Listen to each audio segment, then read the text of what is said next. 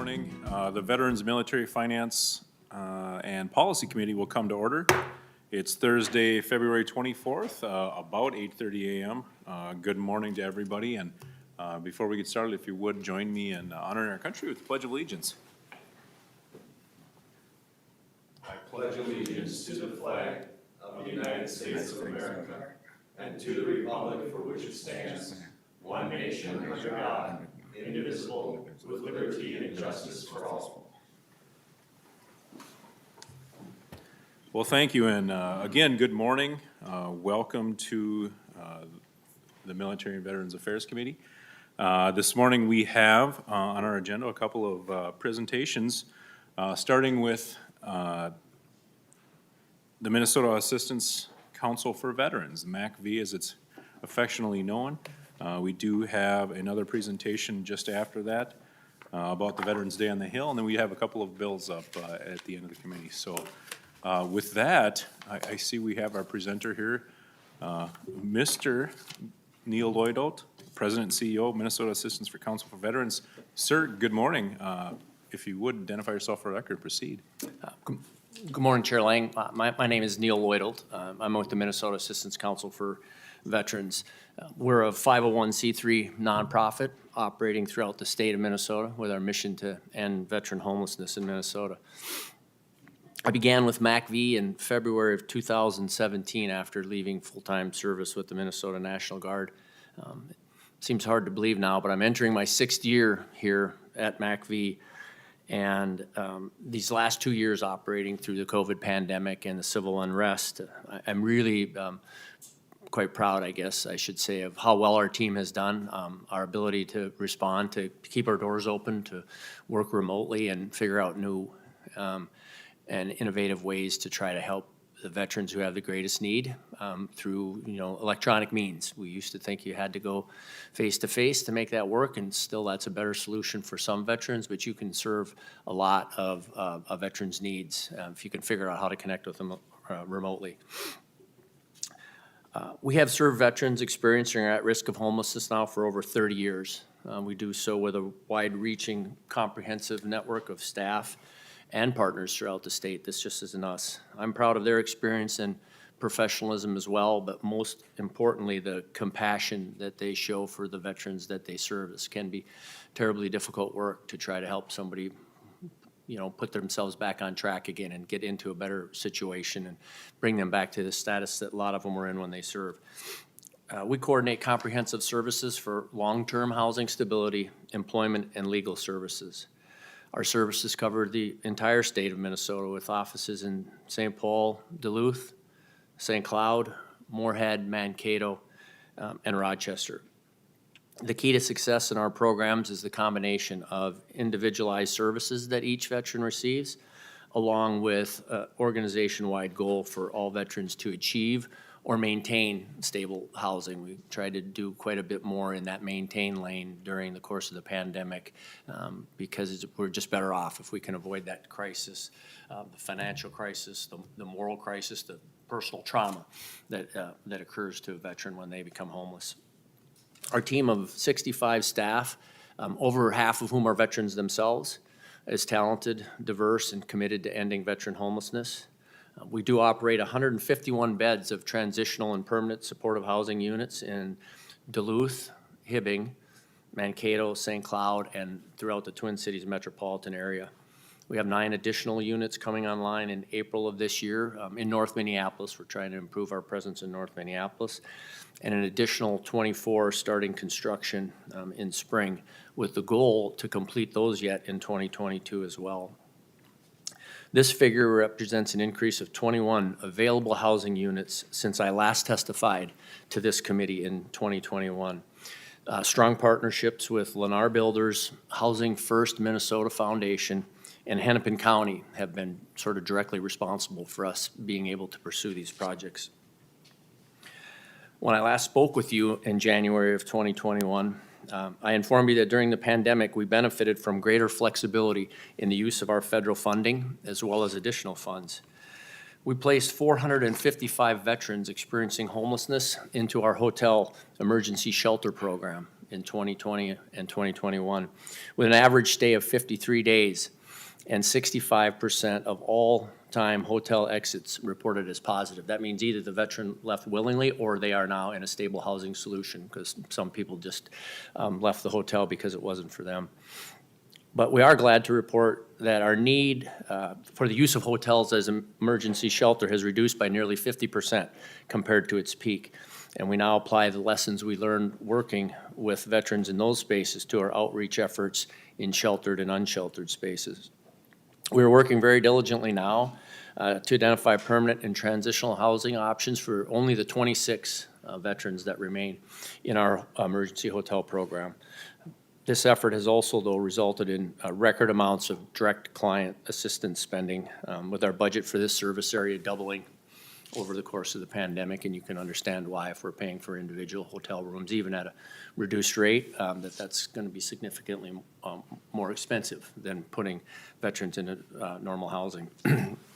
With the end of the eviction moratorium, our staff has seen an uptick in veterans needing legal and financial assistance, and we continue to reach out to previously served veterans, community partners, and through media and social media networks to make sure that veterans are aware of the resources that are available to them. This empowers the veteran community as well to stay ahead of the potential crisis that we might be facing. We haven't seen it yet, but we might be facing relative to the end of the eviction moratorium. We are prepared for a significant case management effort and investment of rental assistance resources to help veterans avoid eviction and becoming homeless. Data about the extent of the need resulting from the moratorium's end is inexact. We know that many of the households most financially affected by the COVID-19 pandemic are veterans who live paycheck to paycheck without any financial safety net or savings. This group disproportionately includes veterans of color, but also veterans in rural communities, families, and veterans who have never needed assistance before of any kind, but do so now because of the past circumstances. Our team leverages a variety of federal and philanthropic resources to address the pressing need for assistance, but the funds appropriated to MACV by the Minnesota legislature are especially critical to our mission success. We are proud to count the state of Minnesota as one of our strongest allies in the fight to end veteran homelessness. In 2021, we enrolled 1,438 veterans into comprehensive services. Of those individuals, 61% have a documented disability, 52% are 55 years of age or older. That usually surprises some people. That is the majority of the population that we serve. 38% have children, 37% identify as veterans of color, and 11% were female veterans. 837 veterans received direct financial assistance from us in 2021 for a total amount of over $3.2 million. Of this, 239 veterans received financial assistance with the funds appropriated by the Minnesota legislature, by you all, to help us augment the federal funding and to reach some people that doesn't reach as well. Employment services continue to be a key focus of our service delivery to veterans, because you still have to be able to pay your rent somehow. In 2021, we placed 193 veterans into employment with an average hourly wage of $17.72 per hour, representing annual gross wages of approximately $4.5 million. 87% of the veterans who got jobs through our program last year were still employed in the follow-up survey. The funding you provide us directly impacts the achievements of these outcomes. So thank you very much. In the past year, we have strategically grown our service provision capacity in various areas, including direct street outreach to unsheltered veterans, landlord navigation and engagement to find housing options for homeless veterans with barriers to securing a rental lease. Since October of 2019, our landlord engagement program has housed over 110 veterans with significant justice involvement and very complicated rental histories. The average veteran housed through this program has 1 felony, 1 eviction, 2 misdemeanors, and owes at least $1,000 or more to a past landlord. Many also struggle with mental and chemical health challenges and low financial literacy.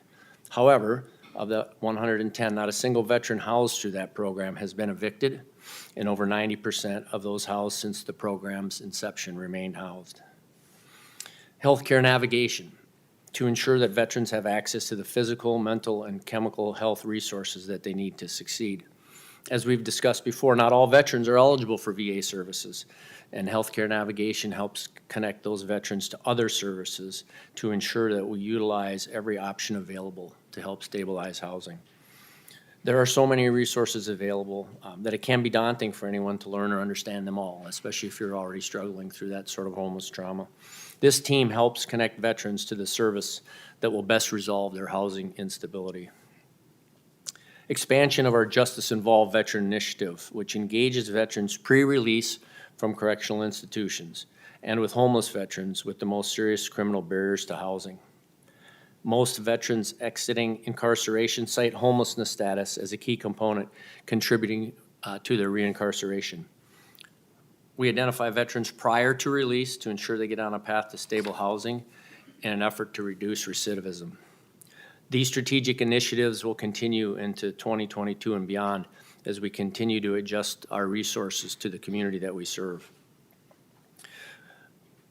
When I spoke with you in 2021, I informed you that during the pandemic, our progress of housing an average of 57.6 homeless veterans per month had been cut in half. In fact, I think we had some spirited debate about that, falling to as low as 28 placements per month at the peak of COVID.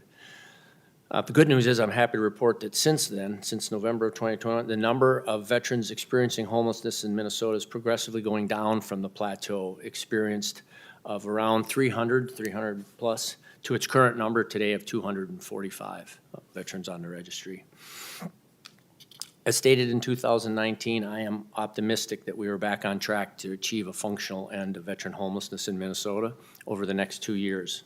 It should be noted that the numbers I have been briefing over the years do not represent the same 200, 250, or 300 veterans. In fact, in 2020, 447 veterans were housed off of that registry. Thus 447 left, and that number in 2021 was 433. So there is a population, senators, of veterans that are continuously, so to speak, on the list, but for the most part that is not the case. Most veterans are entering, getting aligned with service, and transiting off the list.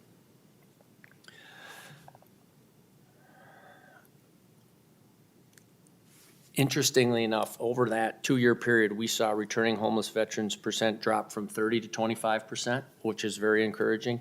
And veterans who accessed housing through placement with a MACV service or service provider have less than a 10% return to homelessness rate. Now, some of that could very well be because of the pandemic, if you think about the moratorium and some of those things, but you know, this is our data today.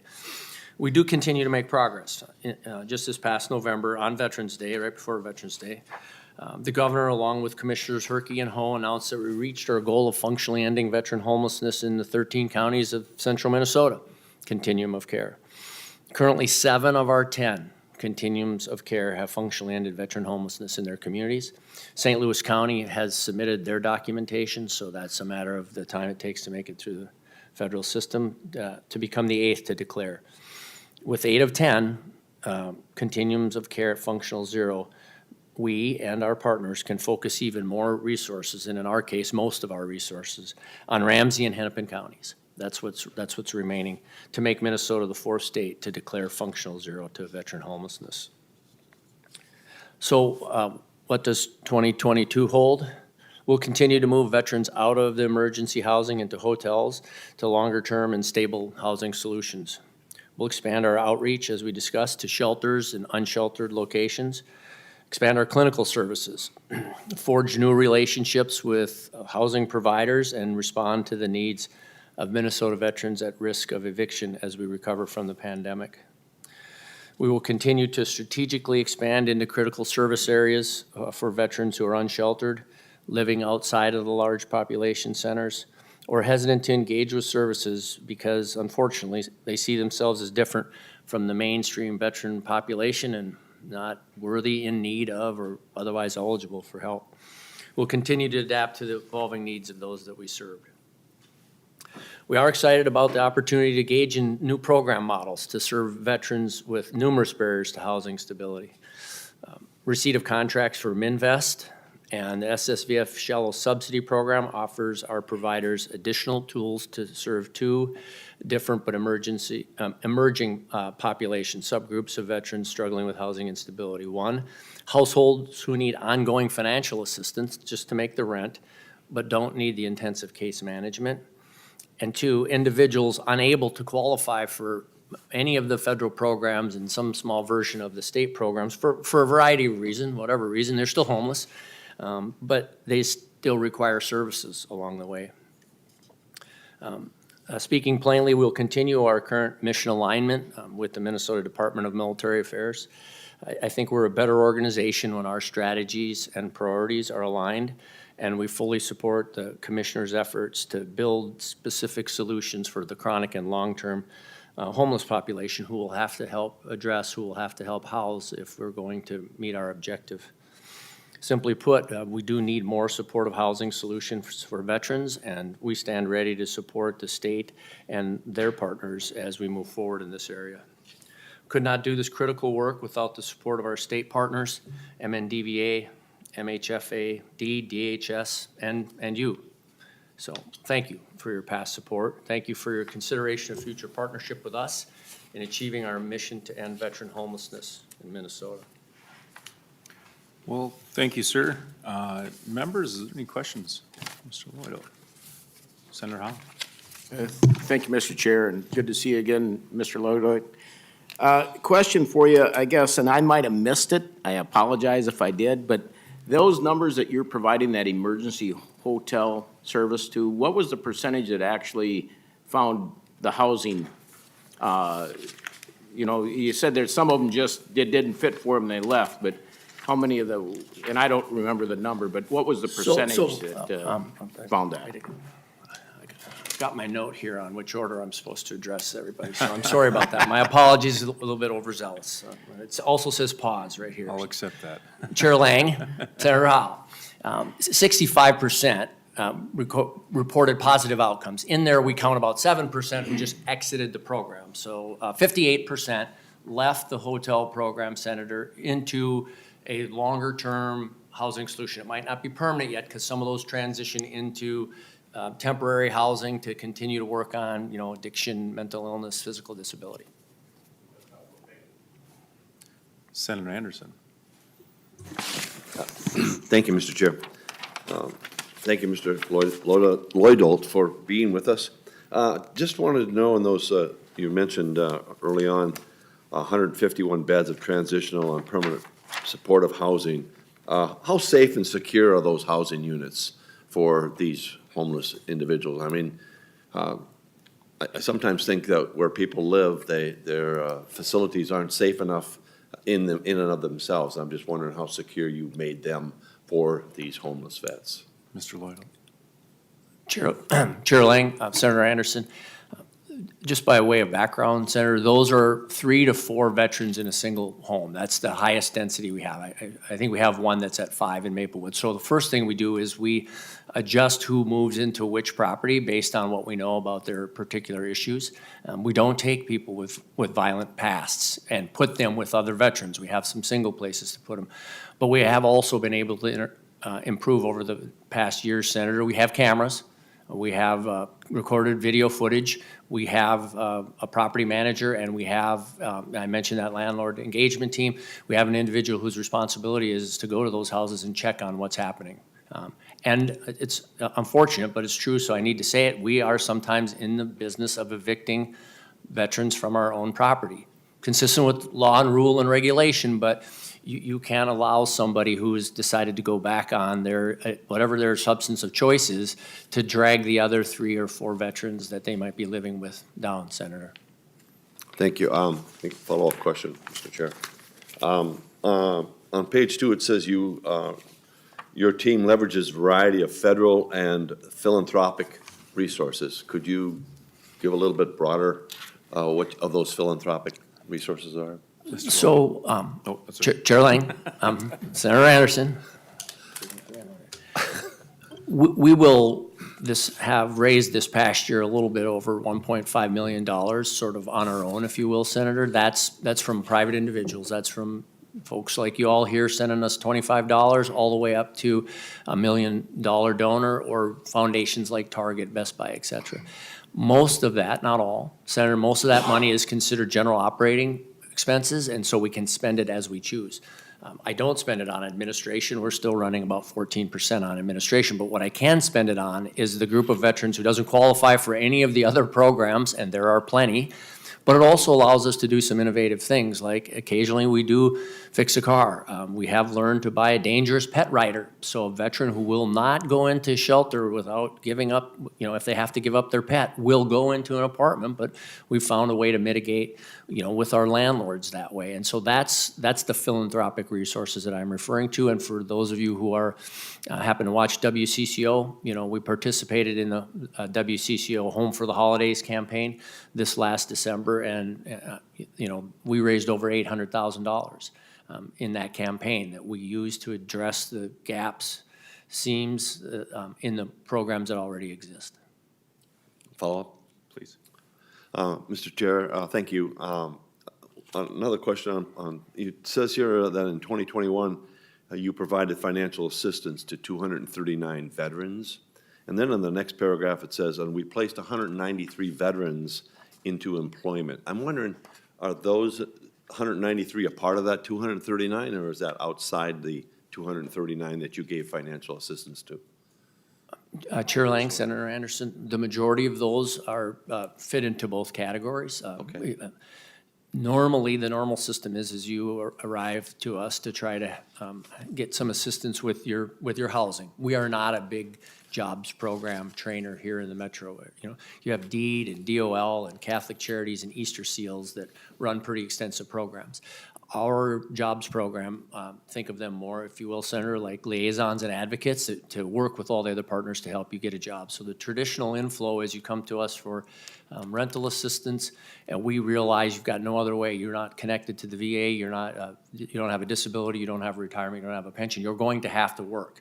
That's the crew then that transfers over. Now that 193 is out of the 1,400 that I mentioned to you later in the remarks. The 236 is our veterans that we paid rent for, specifically with funds appropriated to us by you all through the Department of Veterans Affairs. One last question. Thank you, Mr. Chair. You mentioned on one of your pages says Justice-Involved Veteran Initiative. Can you give me a snippet of what that all entails? So we began to look about 3 years ago, right at the front of the pandemic, so it got delayed a little bit, at what happens to that population that leaves incarceration. And the Department of Corrections' own statistics say it's over 25% of veterans leave incarceration into homelessness. We wanted to try to, Senator, to address that population if we could before you enter homelessness, because, it's about 10 times as expensive to take somebody who is currently homeless and in crisis and try to get them back on track than it is to keep somebody from going homeless, even if they're leaving prison. And so we worked with the Department of Corrections appropriately through law, rule, and regulation to be able to be informed on who the veterans are that are leaving incarceration. And on any given month, there are approximately 12 veterans whose names then that we have that are leaving incarceration. So at the 90-day mark, depending upon the warden, but it's pretty consistent, our team is allowed to start to work with those veterans to see if we can't help them, the ones that need housing, can't help them line up stable housing so that they don't leave incarceration into homelessness. And we've been able to sort of surpass, how about that, we don't work around, surpass the barrier. There was a period of time where veterans would have to leave incarceration, Senator, and then spend a couple of nights in the shelter so that they could qualify for some other program. It really didn't seem to make a whole lot of sense to me that we would do it that way, and so we don't have to do that now. A number of those veterans leave incarceration right into one of the other programs, the properties that I mentioned to you before, and well, we help them. I will say this, we're only at 17 right now as we've been running this program. They're pretty good tenants, quite frankly, Senator. They don't spend very long in our transitional housing. They've been incarcerated for so long. They're there long enough to try to figure out if and where they're gonna work and how they're gonna sustain their rents, and then they wanna be moving on. You know, it's a group that's been living with, you know, people for a number of years. Thank you.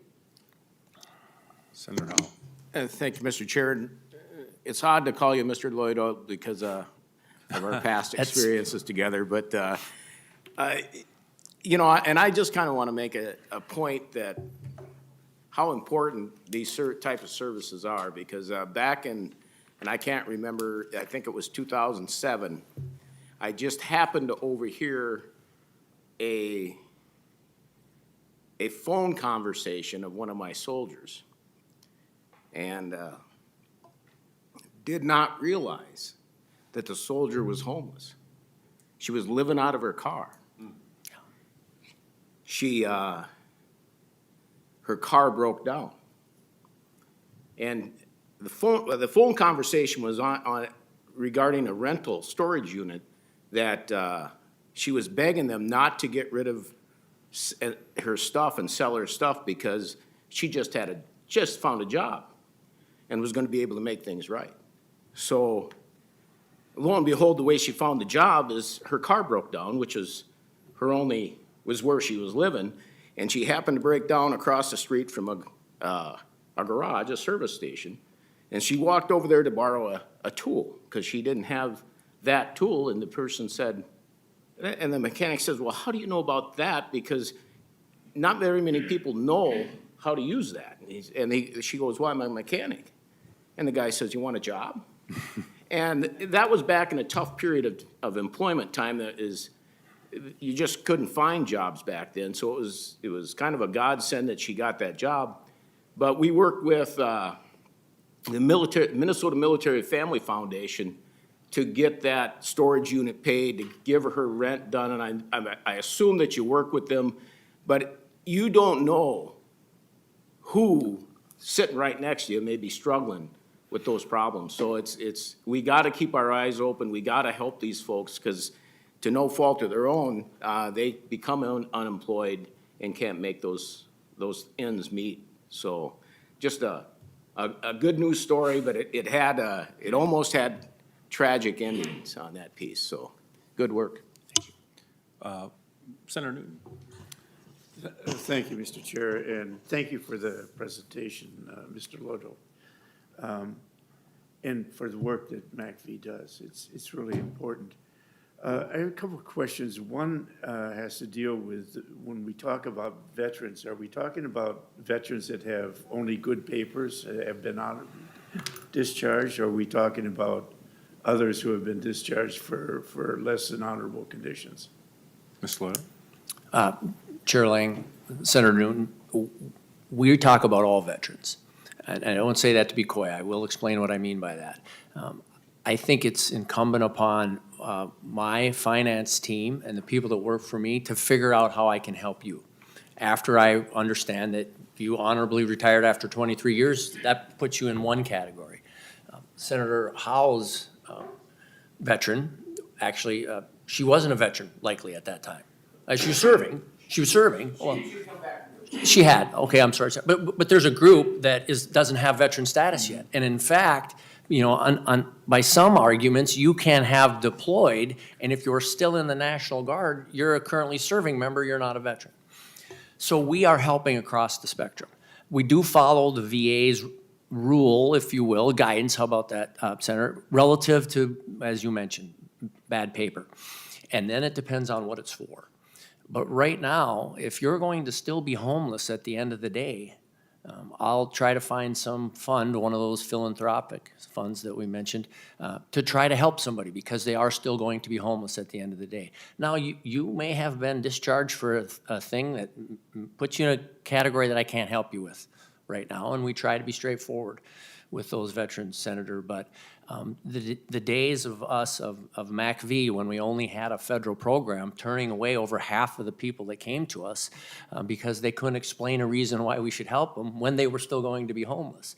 So that's the other thing that we do with the 1.5 million is we're paying to help people out of homelessness that don't qualify for anything else. Senator. Good, thank you. And Mr. Chair, if I can continue,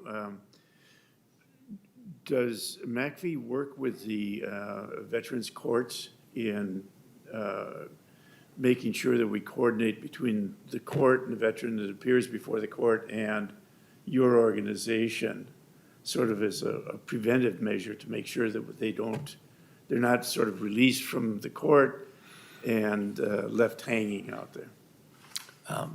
Chair Lang, Senator Newton, I wish I could report to you that that happens all the time and in all cases. Unfortunately, it doesn't, and it's probably like veteran court overall from what I've read, which is there are places where we have all these really good players and actors and everybody cares and the Veterans Court's a huge success, and we're part of those. And then there are other areas where the Veterans Court just can't seem to get any traction. So I can suggest to you that in Duluth and in the northern region, because of a personality there that we have and a retired service member who's involved in the court system, and certainly in Mankato and in the Southwest, we have a great presence there too, because it's a smaller population, I think, of veterans, Senator, than when we're here in the metro area and there's any number of folks going to Veterans Court. But where we are case managing a veteran who's involved in veteran court, the court usually makes a point of making sure that our representative participates in the discussions and the conversations and the follow-up on how things are supposed to happen. Good, thank you very much. Thank you, Mr. Chair. Senator Wiegers.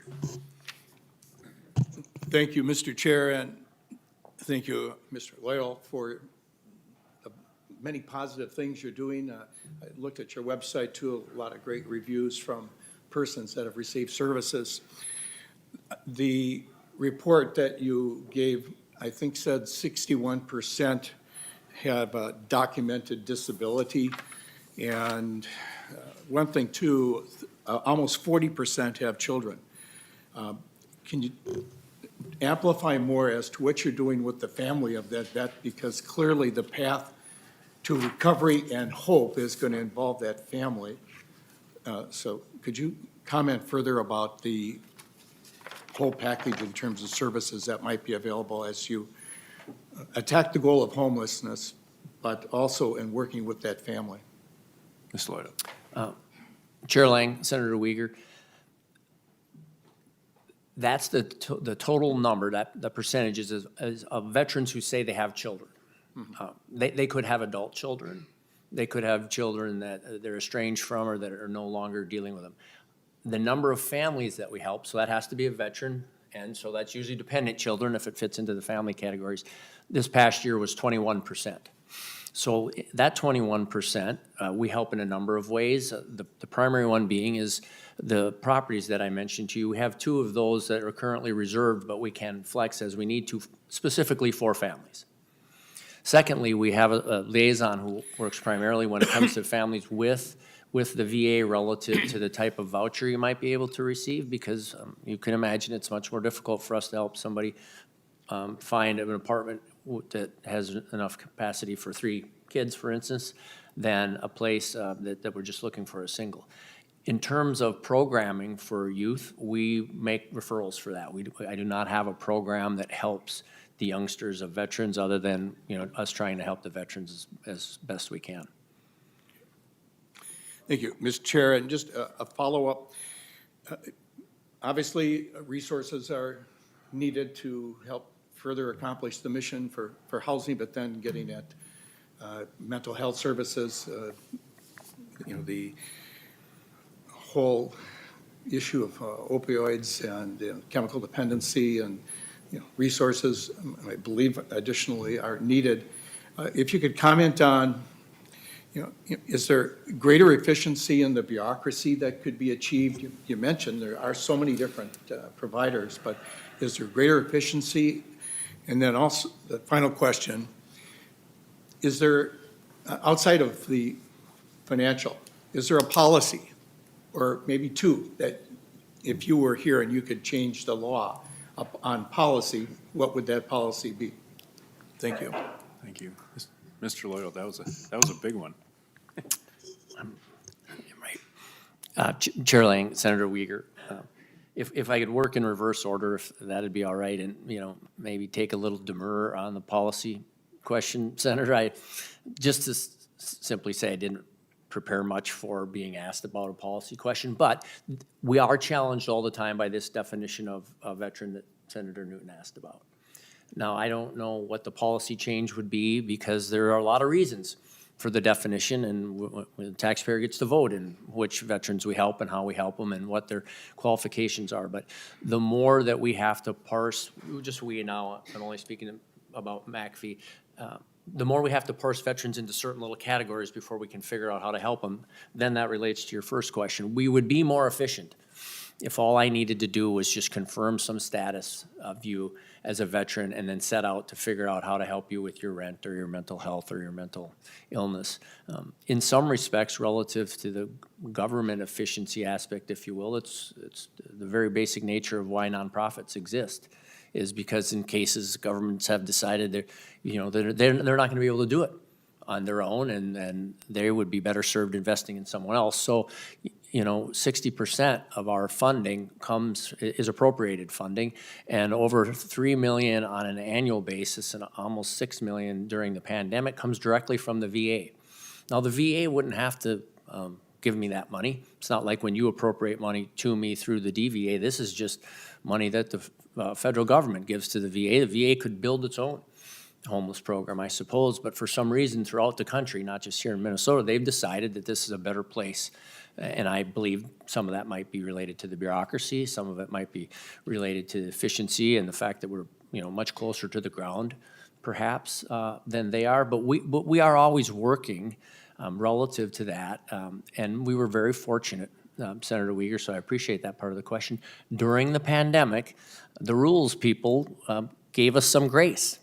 And allowed us, not just us, but across the spectrum, to do things that we weren't able to do. And we are fighting and clawing to keep those rules in place. I'll just give you a for instance. Before the pandemic, both the state and the feds required a wet signature. The actual signature, the piece of paper that had the actual signature. Now, you can transfer money, maybe Senator Howe can transfer money to his Swiss bank account on his phone. He can. He doesn't. But you need to have an actual signature in order to get a copy of a Veterans 214.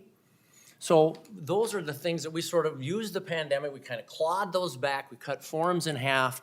But I think we will see some of those creep back in. And here in the veteran space, how about that? Not to aim this at anybody. We are notoriously bad for still needing paper. We need paper.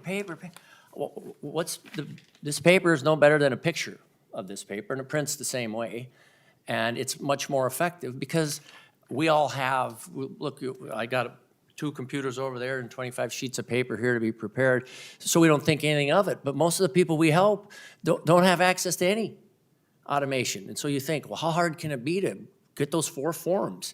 Well, if you've been living in a shelter, if you had, as Senator Howe mentioned, if you had somebody take your storage shed when you were gone on military duty maybe even, or when you were homeless and you lost everything there, it's pretty damn difficult sometimes. And then be a female soldier and have a name change, well, you're running uphill the whole time, and so is our person that's trying to help you. So I wish I had a very specific answer for you, the name of a thing that could change, but I think whatever, if you're inclined to, whatever we can do to streamline the rules relative to appropriate use of the resources, it should still be appropriate use, but there are plenty of rules that probably don't still need to be in place, considering the current era that we're in. Thank you, sir. I think, as always, the military committee has taken all the questions I wrote down during your testimony and asked them before they get to me, so they do a great job of that every week. So actually, all I wanted to say is a big thank you for the work you've done. Thank you for spending a little time with us on a Thursday morning. I appreciate it, and if there are some concerns, please reach out to myself or the committee, and we can go from there, and I truly appreciate the time. Thank you, Chair Lang. I appreciate the opportunity to be here, and thank you for all your past support as well. Thanks. Next on the agenda, we have Veterans Day on the Hill presentation. Mr. Trent Dilks, another name that is known to the committee.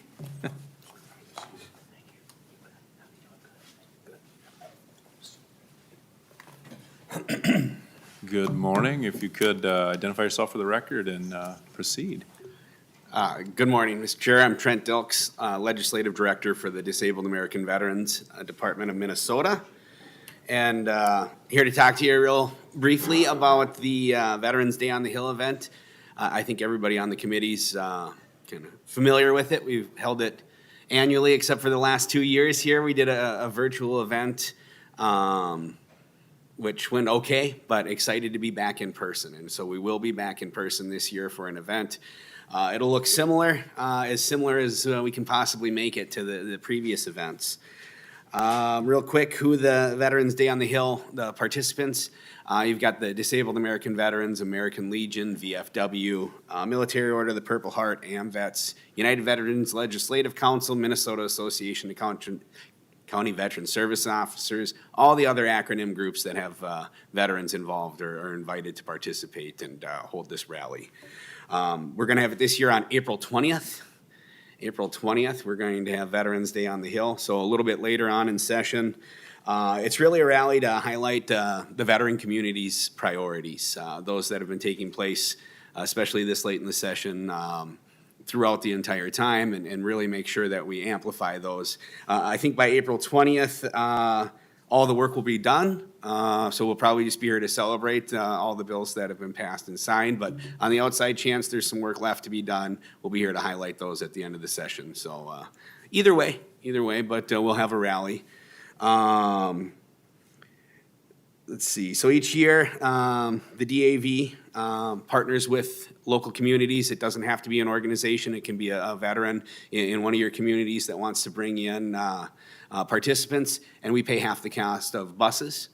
We see much higher participation from greater Minnesota than we do actually. We have a hard time getting the metro veterans to drive or commute the short distance, but we get hundreds of veterans from all over greater Minnesota. We get those from the Iron Range leaving at 3 o'clock in the morning to get down here. It's really an impressive thing to see and to have an opportunity. We are looking at holding a lunch. Again, the DAV will provide a barbecue lunch. All the lawmakers are invited to stop over for that. Go through a timeline real quick of the day. Every year I try to set a time. So I've been doing Veterans Day on the Hill for 7 years. I think I've been kind of taking over on planning this. And every year we try to set a time. And if you know veterans, if you set a time, they're going to show up way before it. So we're just going to try to roll with that. Anywhere between 8 and 11, veterans are going to show up. They're going to be encouraged to come meet with you. So we're going to try to facilitate them setting up meetings with you, with their representatives to come chat so you can let them know all of the work that's already been done and what needs to be done here at the end of the session. So going to encourage them to meet with you. And then at 11 o'clock, we're going to start a lunch, kind of a pre-rally barbecue. Hopefully in the Armory. We're working on locking that in, so that's not finalized, but we are working with the Armory. So if you've stopped over there before, we kind of set it up by regions. So if you're looking for where your constituents might be, there'll be signs there that'll say, okay, these are from this area, that area. That way you can generally wander over to where your constituents are having barbecue if you want to chat with them. Going to have some remarks, community members come in, just kind of an informal in and out lunch there. Then at 12:30, they'll meet up at the Veteran Services Building. And I don't know why, but I really like bagpipes, so we'll get a bagpiper. And if you've seen it, the veterans walk over from the Veteran Services Building up to the front of the Capitol. This year, we're 1 o'clock, we have the front steps of the Capitol reserved. I have put in my request for 68 and mostly sunny, but if that doesn't happen, we've also reserved the rotunda. So we'll either way, we should be all right. Invitations will be going out to all the lawmakers, to Chair Lang to provide remarks if you'd like. And then we'll have a little rally there, hopefully on the front steps, but if not, in the rotunda. Highlight again the needs and the things we're working on for veterans and wrap it up. So it's usually a great event. Pre-COVID, we were coming up over 1,000 veterans showing up. We can't predict, who's going to show up, who's not going to show up. But we have seen some numbers, especially in the meetings that I've gone to around the state as we're highlighting the session, actually higher than expected. I think there's a lot of people who are a little stir crazy out there. So we're hopeful to have a decent turnout and get the veterans here and highlight the work that's been done. So, Mr. Chair, that's an an overview. I will send out, as soon as this is all confirmed, I'll send out all of this in a flyer and an agenda. You can share it out, I hope, with the veterans in your community, and then you'll have the written down timeline. So I just got this at 6 o'clock this morning that we're starting to lock it in, so. Boy, Mr. Dilks, I appreciate the presentation and the idea. You know, this is an event that I look forward to every year. I don't think I've had a chance as a chair to address a group of vets that big, so they're often my most skeptical critics, so. And they know exactly what we're working on in here, so it's a very engaged group of individuals that I appreciate their input. So, I don't know, members, any comments, questions for Mr. Dilks? Otherwise, I truly appreciate it. If I may, Mr. Chair and Mr. Dilks, I look forward to probably meeting you at the Pearl Lake Lodge for a bologna night or something like that, because we live so close together. So thanks for coming down. Senator Wiegers. Yes, thank you, Mr. Chair, and yes, we certainly look forward to the event. And maybe just for the record, would you like to reiterate the top 3 priorities for the session? Mr. Chair, Mr. Dilks. Senator, absolutely. I appreciate the opportunity. The top priority, especially coming from the DAV, we've actually already had our hearing with the Chair, Senator Lang, authored the bill for us here in the Senate, and that is a change to the property. Okay. First of all, Senator, I'd like to apologize. I'm here to talk a little bit about property tax value exclusion again. I became the property tax guy for 9 years. I thought I was done for the last 2, but we have found a problem. With the addition of the Blue Water Navy veterans and finally recognizing their right to benefits and the devastating effects of Agent Orange on them, this just came into effect. We found that in the current statute, it says within 2 years of the death of the veteran.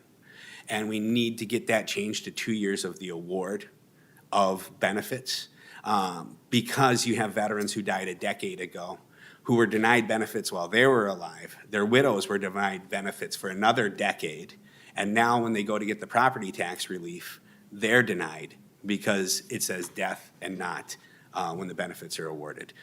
The other group that's impacting is, I just got an email last week, widow of a veteran. She applied for her survivor's benefits. Her spouse died as a result of his service-connected injuries. The VA denied it wrongfully. Through no fault of her own, she was denied for 4 years. She just won her case against the VA, got the benefits that her husband and she had earned as his spouse, but the Minnesota statute reads 2 years of the death. So when she went to her county to get property tax relief, because when she finally gets the benefits, it's a 66% reduction in what the veteran themselves were getting. And then when she went to get this property tax relief, she was denied because, again, the wrong words in the statute. So it's not a major change, but this is a significantly impacted group we want to take care of. We'd like to take a look at the at least starting the discussion. In Minnesota, the state constitution references a bonus to Minnesota's veterans of wars, World War I, World War II, Korea, Vietnam, Gulf War, all of the wars except for Iraq and Afghanistan have been paid that bonus by the state of Minnesota. So if there's a surplus and we have to look at what to do with it, it might be time to look at our post 9/11, 21 years later. I don't think it was really an oversight as far as this one goes. It was just, when did the wars end? When do you pay this bonus? Traditionally, it has been after, and these wars went on for 2 decades. So now with the withdrawal from Afghanistan complete and those things, we think it's time to take a look at kind of fulfilling our obligation here to our post 9/11 veterans and taking care of them like we have every other generation. And then the third one, it's really just more of a general support as we look at if there's going to be supplemental budget items and things like that. There's additional things to do for homeless veterans in the state, suicide prevention initiatives, and so it's more of a general monitoring and support of those. And I really appreciate the opportunity to talk about those. Thank you, Senator. Mr. Chair. Thank you, Mr. Dilks. I appreciate the presentation. I, again, appreciate the commitment to both the Veterans Day on the Hill and the other initiatives that you were talking about, and I think we're all kind of on the same page with those items. Thank you, Mr. At least I won't speak for the other senators, but. Thank you, Mr. Chair, and I do appreciate the chance to be back here and in front of everybody. And Absolutely. if we could just move the camera back a little bit, I think we'd all be a little better off, but that's all right. Thank you. If you're complaining about the closeness and how big our heads look on camera, yeah. I've been told I look better at a wider angle. Thank you. Next, we do have a couple of bills up that we should probably take a peek at. Senate File 2925, Senator Anderson. I'll give you a second to walk over to the table and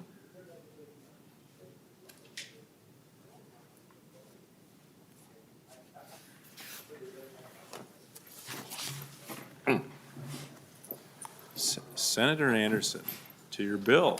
Good morning. Good morning.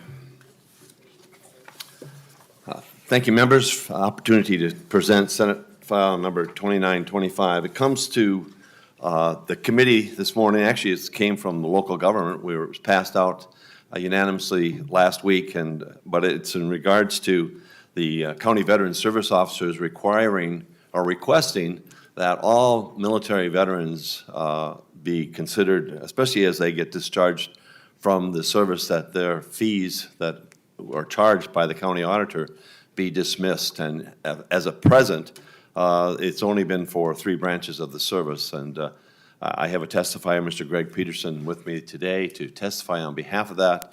He would like, along with his other county veteran service officers throughout the state, that all branches of the service be considered that the fee be displaced. So, Mr. Chair, I appreciate the opportunity and let you. Well, thank you, Senator Anderson. I do believe I've seen Mr. Peterson on there. There he is. And if you could, just identify yourself for the record and continue with your testimony. Sure. Thank you very much, Senator Lang. My name is Greg Peterson.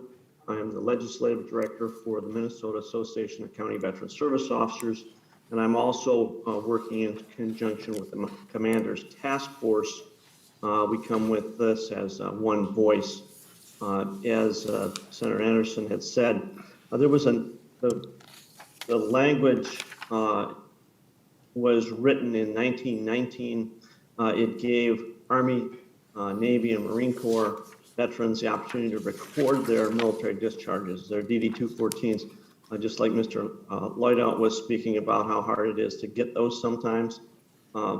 They should all be recorded in county courthouses. The same thing, we record death certificates, we record birth certificates, marriage certificates, land changes, documents, things like that.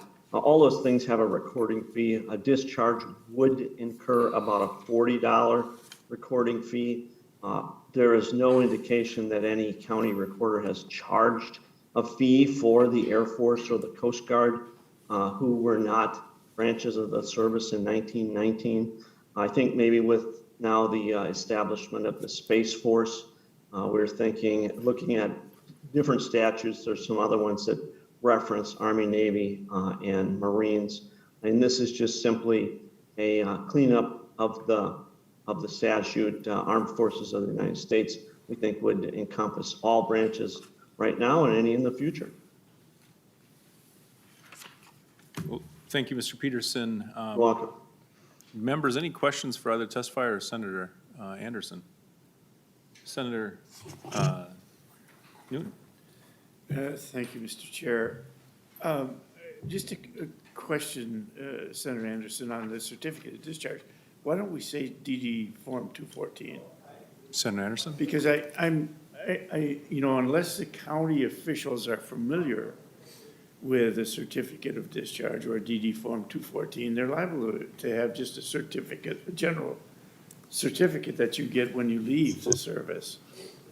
And it's really the 214 that we're looking for, isn't it? I mean, I think that's what the county veteran service officers want. Mr. Chair, Senator Newton, I would ask county veteran service officers to look at that question and give a response. Basically, they're the ones that are looking at all the different individuals who come out of the service and find out what they're looking for as far as paperwork, and then submitting it to the county auditor. And there's been a fee, but it hasn't been charged. So I guess I would defer to Mr. Peterson. And Mr. Peterson, I don't know if you have an answer to that. Senator Lang, Senator Wiegers, they weren't always called a DD 214. So your World War II discharges were not DD 214s.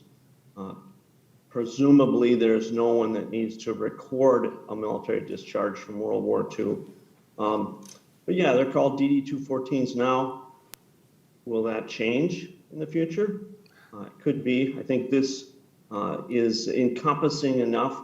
You know, there's no county recorder who doesn't know what a military discharge is.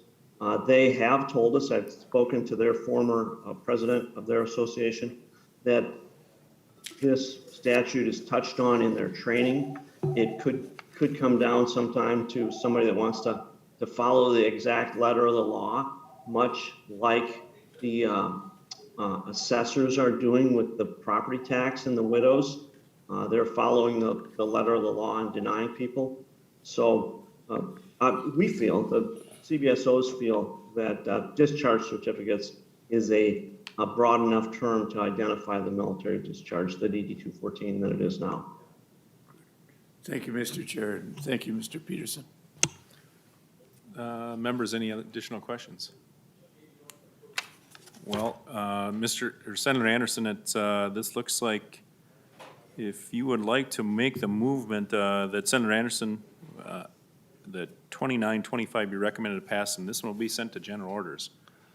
Mr. Chair, I would so move that motion that you just made as a statement, so I appreciate the opportunity to do that. Member Senator Anderson moves that Senate File 2925 be recommended to pass and sent to general orders. All in favor say aye and raise your hand. Aye. All opposed, raise your hand and say nay. The bill does pass. Thank you, members. Appreciate the opportunity. Perfect. Thank you, Senator Anderson. I hope it goes as smooth. The next bill on the agenda today, Senate File 1003, authored by Senator Howe. Senator Howe. Thank you, Mr. Chair and members. This bill would establish a license plate, a special plate for air medal recipients. Senator Howe, I believe we do have an amendment. Is that I correct? do have an amendment, Mr. Chair. It's the A1 amendment. It's a technical amendment, basically just changes the date from 2022 to 2023. So I'd like to move that amendment, the A1 amendment, Mr. Chair. Thank you, Senator Howe. Senator Howe moves that the A1 authors amendment be voted on and recommended to pass. All those in favor signify by saying aye and raising your hand. Aye. All opposed, raise your hand and say aye. The amendment is adopted. There we go. Senator Howe, the bill is drafted in a way that I think you'd like. Thank you, Mr. Chair. And members, the air medal, from my understanding, and I'm not an aviator, so I don't have one of these. But from my understanding, it's on the same level as a Bronze Star. I do have one of those, and I do have those plates. So I would think that if we're going to recognize those folks that have a Bronze Star, and if there's another equivalent medal, they should have that opportunity to display that award on their license plate also. Mr. Chair, I'd like to go to our testifiers. Thank you, Senator Howe. And on the list of testifiers, we have Mr. Jim ONeill. Mr. ONeill, are you present? There he is. Good morning, and if you could identify yourself and proceed. My name is James ONeill, Chair Lang and members. I am an Air Force veteran. I received a commission through Air Force ROTC at the University of St. Thomas, and I went on active duty for 4 years from March 17th, 67 through March 17th, 71. I'm a Vietnam veteran. I served in Southeast Asia from September 30th, 69 to October 1st, 1970. I was first stationed in Saigon, Ho Chi Minh City now, I guess so. And I was on the Air Force battle staff. Our job was to coordinate and run the air war over North Vietnam with the Army, Navy, and the Air Force efforts. In February of 1970, I was transferred to the Airborne Battle Staff, which flew out of Udon, Thailand. Our job was to fly 12-hour missions and direct the air war from areas either in South Vietnam or over North Vietnam. I flew 57 combat missions. Our missions were about 12 to 13 hours apiece, so I had over 700 plus combat hours. And during this time, I was awarded 2 air medals. In 1971, after I left the service and returned to civilian life, I went to work for corporate America. We didn't discuss much of our military service or our time in Vietnam during that time because the country was divided pretty much, and it wasn't very comfortable to talk about. While I was working in civilian life, I did use the VA benefit to go back to graduate school, and I was going to Mankato State, the extended campus up in the Twin Cities, and courses were taking place on the Air Force Base, Reserve Base, and at that time, I met the commander of the 934th Tactical Airlift Group, and I joined the reserves. And we had a number of people that were also veterans in my outfit. But pretty much we kept to ourselves. After 9/11, for some reason, I decided to buy Vietnam vet plates just to kind of show my support of what was going on at that time. And it was 6 or 7 months after I put the plates on the car that I was out to lunch with some of my fellow workers. And when I returned to my car, there was a note on the window from a mother and her young children thanking me for my service. And mainly, the only reason it was there because of the license plate. And that was the first time in 30 years that anybody ever thanked me, a Vietnam veteran, for my service. And it was kind of an emotional thing. Since then, I've gotten lots of conversations and comments and thank for my service, which I think was a result of the country coming together after 9/11. But I think the thing that I most appreciated, it was a way for me to reconnect with other veterans that were in the same situation that I was, that returned to civilian life and now had an opportunity to know who their cohorts were that had served, and they could exchange some of their feelings and experiences. And I think it helps veterans when they're able to talk to each other to cope with returning to civilian life if they've had any problems. As I renewed my license plate, I did notice that there were plates for people that had Bronze Stars, Silver Stars, and other awards. And so I reached out to my House of Rep, and this was in 2018, to Lori Pryor, and asked her, because of what the DOT told me, or DMV, I guess, that it had to go through the House and then the Senate. And at that time, she got involved with me and put forth an effort. I think it was House File 4429. And since then, her and my senator have been trying to get this bill passed. The Air Medal is not just for, it's for aviators, and it is kind of the equivalent to the Bronze Star. We've had a large number of, we've got the Air National Guard, we've got the Air Force Reserve, both in Minneapolis and up in Duluth. The Navy had a big presence when I was in college out at the airport. And actually they were in charge of the base for a while until the Air Force took it over. And the Army and the Army National Guard has a big aviation presence here in Minnesota over at Holman Field. So there are a number of people in this state, I'm sure, that have received the Air Medal, either on active duty or now seems that the reserves are activated way more than they used to be when I was in the reserve. I also joined a Facebook group called the Air Medal Society, and noticed there that there were a number of states that had Air Medal license plates. And when I first testified before the House and the Senate in 2020, I put together a package of the different states that offered the Air Medal and what their plates looked like.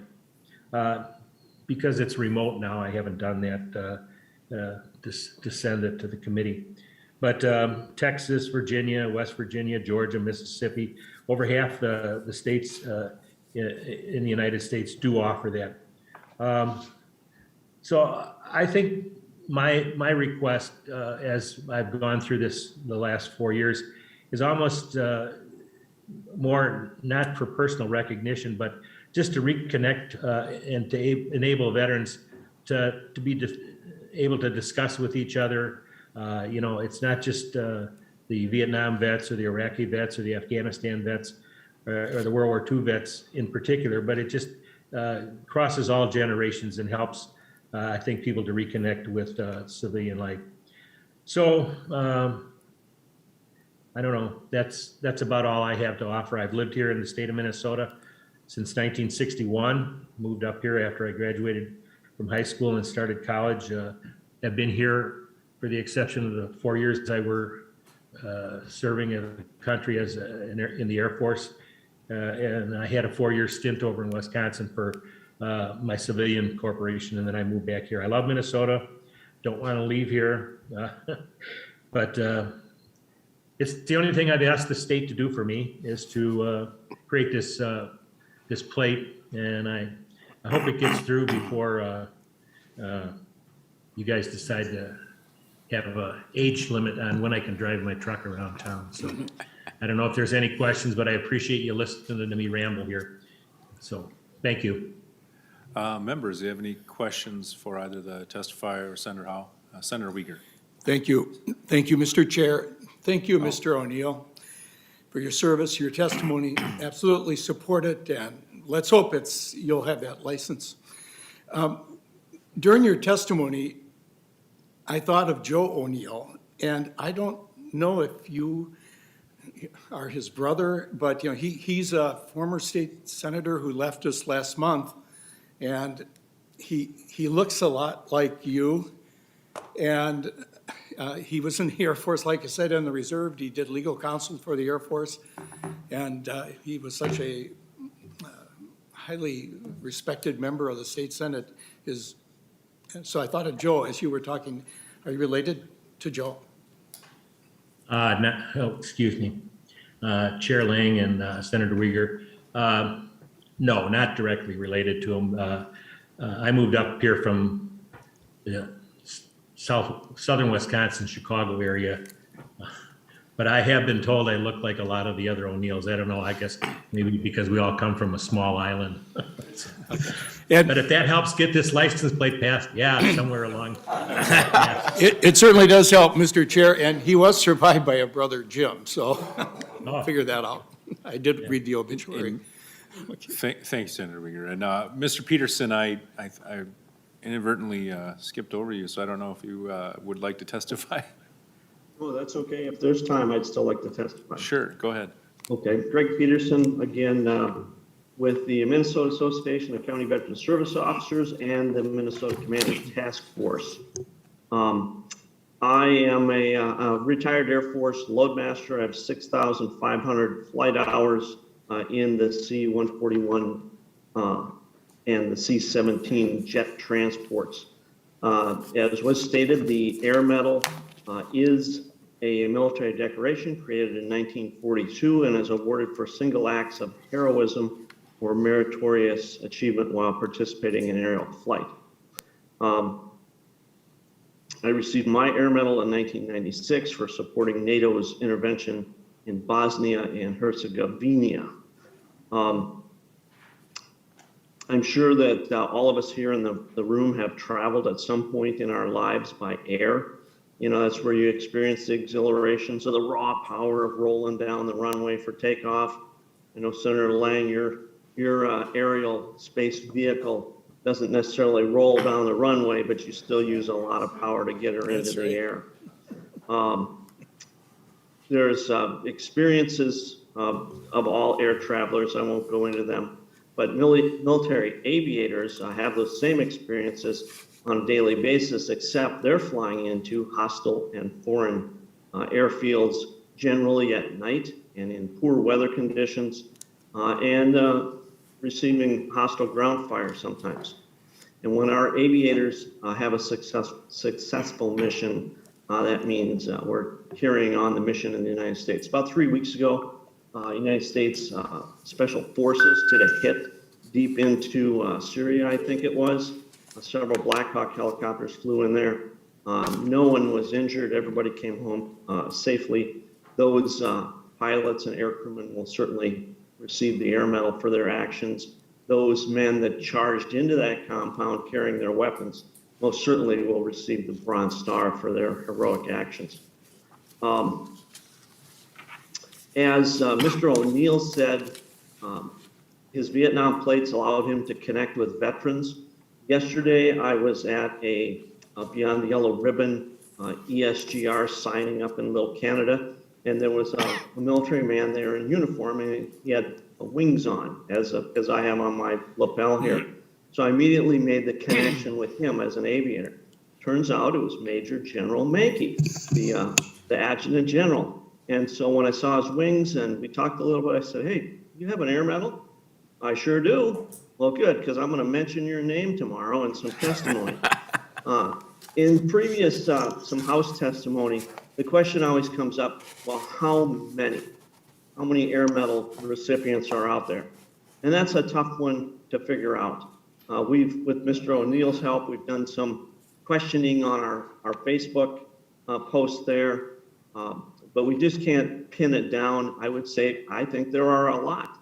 I know of one individual in Albert Lea that has over 20 Air Medals, but that's just one person who was a door gunner in Vietnam. I think of our greatest concern, Mr. ONeill and myself, is there are both a House and a Senate file that will remove the authority from special plates from the legislature. Might be a good thing, so you don't have to sit through these hearings on all these special plates, and hand it over to the Department of Public Safety.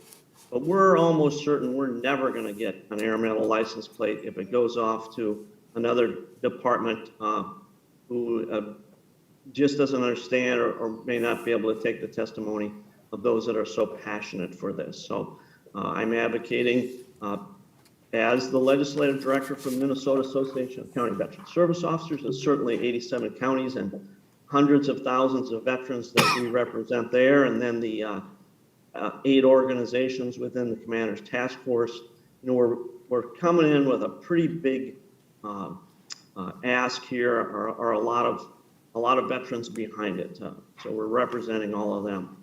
That's about all I have to say about the Air Medal. I actually have each medal has a precedence when you're wearing on your uniform. I have medals that have greater precedence than the Air Medal, but the Air Medal is my favorite one because it is for aviators who have done heroic actions, meritorious service to the country.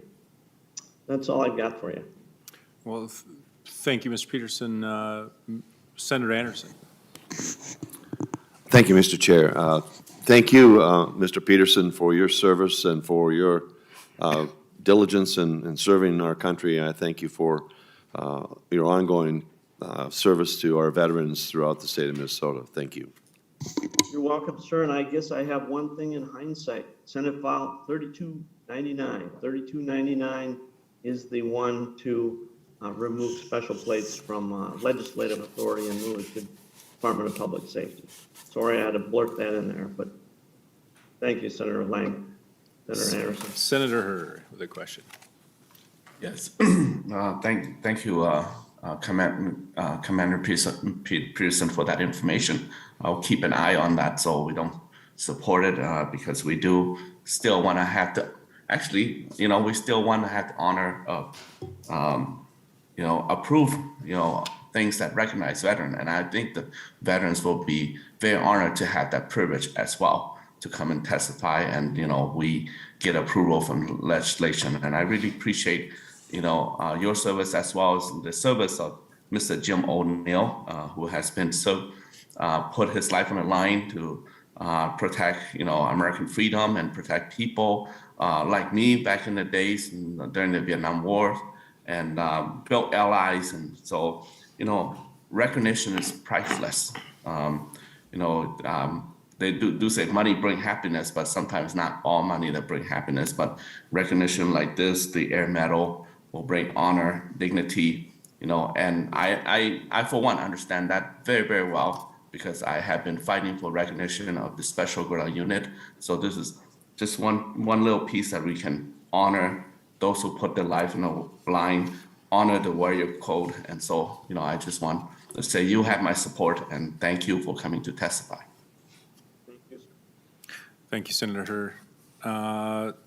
Senator Howe, I believe, as we go forward with this, being a recipient of it myself, and you knew that, I don't know, there's talks about heroism and meritorious gallantry, service of any kinds, and I think you should probably add, stupidness and possibly high-risk scenarios that probably shouldn't have been done at the time in my case. But with the Senate File 1003, if you would like to make the motion that it be recommended to pass and be referred to Transportation and Finance Policy Committee. So moved, Mr. Chair.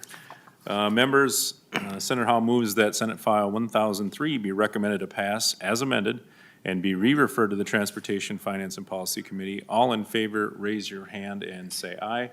Aye. All opposed, raise your hand and say nay.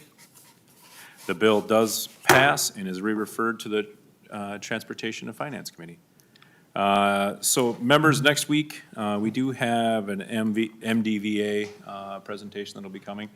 There is some supplemental budget requests as we go forward from the department. And there's probably, depending on what Dave and I can cook up for next week or what we decide to hear, some other bills that'll be coming in front of you as well. So we're going to try and get those posted Monday afternoon or Tuesday. So unless there's any questions or announcements. Perfect. With no further business, this committee stands adjourned. Thank you.